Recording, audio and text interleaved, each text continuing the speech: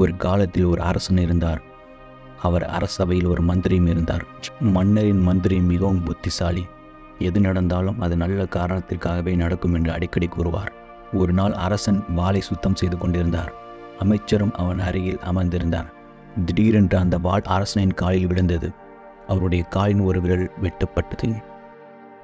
அப்போது அமைச்சர், எது நடந்தாலும் நல்ல காரணத்திற்காகவே நடக்கும் என்றார். மந்திரி சொன்னதை கேட்டு மிகவும் கோபமடைந்த மன்னன் அமைச்சரிடம், என் கால் விரல் துண்டிக்கப்பட்டு விட்டதே, அது நல்ல காரணத்திற்காக நடந்ததாக சொல்கிறாய், அதில் என்ன நல்லது இருக்கிறது என்றார். மன்னன் உடனே கோபமடைந்து அமைச்சரை சிறையில் அடைக்க உத்தரவிட்டார். அமைச்சர் இதற்காக வருத்தப்படவில்லை.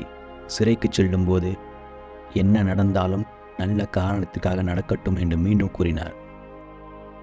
இதை கேட்டு வியந்த ராஜா, இவன் எவ்வளவு விசித்திரமானவன், சிறைக்கு செல்லும் போது கூட எது நடந்தாலும் அது நல்ல காரணத்திற்காக நடக்கும் என்கிறானே என்றார்.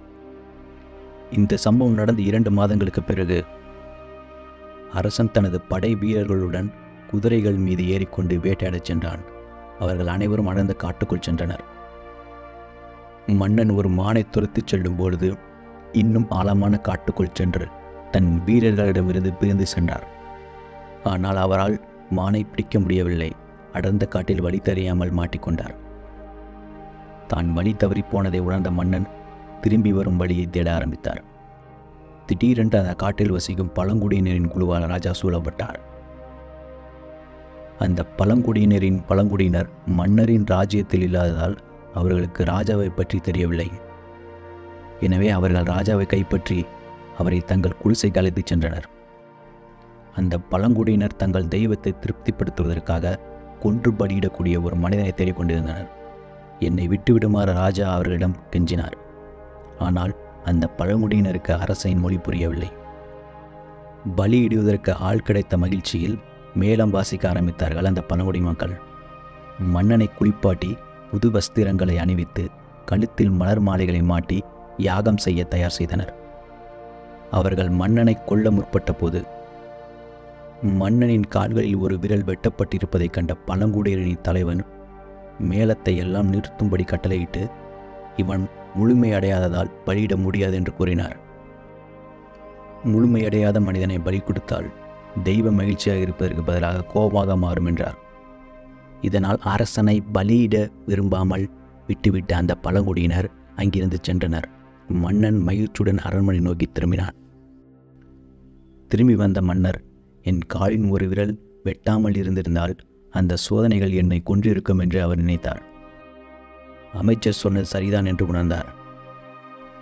அமைச்சரை சிறையில் இருந்து வெளியே அழைத்து வருமாறு வீரர்களுக்கு உத்தரவிட்டார். அவர் தனது அமைச்சர் பதவியை அவருக்கு திரும்ப கொடுத்து, அன்று என் விரல் வெட்டப்பட்டது, எது நடந்தாலும் அது நல்லது காரணத்திற்காக நடக்கும் என்று நீங்கள் சொன்னீர்கள், அது எனக்கு இப்போ புரிகிறது என்றார். ஆனால் நீங்கள் 2 மாதங்கள் சிறையில் இருந்தீர்கள் மற்றும் நீங்கள் மிகவும் கஷ்டப்பட வேண்டியிருந்தது. உங்களுக்கு என்ன நல்லது நடக்கும் என்று நீங்கள் நினைக்கின்றீர்கள் என்று அமைச்சரை பார்த்து மன்னன் கேட்டார். அமைச்சர் புன்னகைத்து, ராஜா, நான் உங்கள் பிரதமர், நான் எப்பொழுதும் உங்களுடனே இருப்பேன். நான் சிறையில் இல்லாவிட்டால் அன்று உங்களுடன் இருந்திருப்பேன். உங்கள் விரல் வெட்டப்பட்டதை பார்த்துவிட்டு உங்களை விட்டுவிட்டார்கள். ஆனால் ஐயா, என் உடல் நிறைவாக இருந்தது. நான் நிச்சயமாக உங்களுடன் இருந்திருந்தால் அவர்கள் நிச்சயமாக என்னை பலி கொடுத்திருப்பார்கள். அன்று நான் உங்களுடன் இல்லை, சிறையில் இருந்தேன். அதனால்தான் நான் உயிர் பிழைத்தேன். நீங்களும் உயிர் பிழைத்தீர்கள். அதனால்தான் நான் எப்போதும் சொல்கிறேன், எது நடந்தாலும் அது ஒரு நல்ல காரணத்திற்காகவே நடக்கும் என்று. நம் வாழ்வில் நடக்கும் விஷயங்களை பார்த்தால் நமக்கு ஏதோ ஒரு பயங்கரமான நிகழ்வு நடக்கிறது அல்லது இது நடந்திருக்கக்கூடாது என்று நினைக்கும் நேரங்கள் நம் வாழ்வில் இருப்பதை காணலாம். ஆனால் சிறிது நேரம் கழித்து திரும்பி பார்த்தால் அந்த நேரத்தில் என்ன நடந்ததோ அது நன்றாகவே நடந்ததாக நாம் உணர்கின்றோம். உண்மையில் ஒவ்வொரு நிகழ்வையும் நமது புத்திசாலித்தனத்தை கொண்டு மதிப்பிட முயற்சி செய்கிறோம். ஆனால் உண்மையில் நமது புத்திசாலித்தனமும் குறைவாகவே உள்ளது.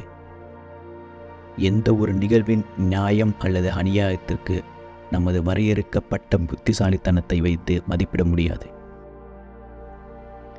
இந்த உலகம் முழுவதும் கர்மாவை அடிப்படையாக கொண்டது. நல்ல செயல்களை செய்பவன் மகிழ்ச்சியாகவும் தீய செயல்களை செய்பவன் துன்பத்தையும் அடைகின்றான்.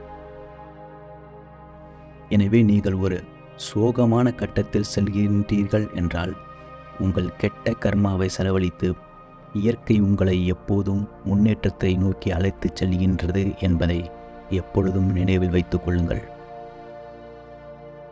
இந்த வாழ்க்கை நமது எதிரியால் உருவாக்கப்படவில்லை.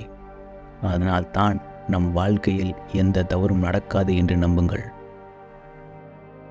எனவே உங்களுக்கு கெட்டது நடக்கலாம் என்ற எண்ணத்தை உங்கள் மனதில் இருந்து அகற்றி எது நடந்தாலும் அது நன்மைக்கே நடக்கும் என்பதை எப்பொழுதும் நினைவில் வைத்துக் கொள்ளுங்கள்.